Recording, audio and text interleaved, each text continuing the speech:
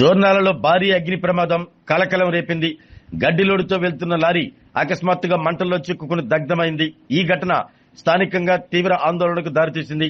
ఆదివారం మధ్యాహ్నం శ్రీశైలం దేవస్థానానికి చెందిన లారీ ఒరిగడ్డిలోడుతో శ్రీశైలంలోని గోశాలకు వెళ్తుండగా దోర్నాల్లో లారీకి ఒక్కసారిగా మంటలు అంటుకున్నాయి. క్షణాల్లోనే మంటలు వేగంగా వ్యాపించి లారీలోని గడ్డి మొత్తం అగ్నికి ఆహుతయింది. దోర్నాల పట్టణంలోని శ్రీశైలం రహదారిపై విద్యుత్ వైర్లు తగిలి షార్ట్ సర్క్యూట్ కారణంగానే ఈ ప్రమాదం జరిగినట్లు లారీ డ్రైవర్ తెలిపారు.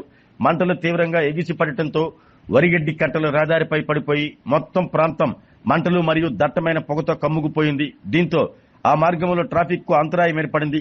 సమాచారం అందుకున్న అగ్నిమాపక సిబ్బంది వెంటనే ఘటనా స్థలానికి చేరుకుని మంటలను అదుపు చేయడానికి శ్రమించారు. అయితే అప్రమత్తంగా స్పందించిన డ్రైవర్ లారీని పట్టణం బయటికి తీసుకెళ్లి నిలిపివేయడంతో పెద్ద ప్రమాదం తప్పింది. లేదంటే మరింత భారీ నష్టం జరిగే అవకాశం ఉండేది. పోలీసులు కేసు నమోదు చేసి ఘటనపై దర్యాప్తు చేపట్టారు.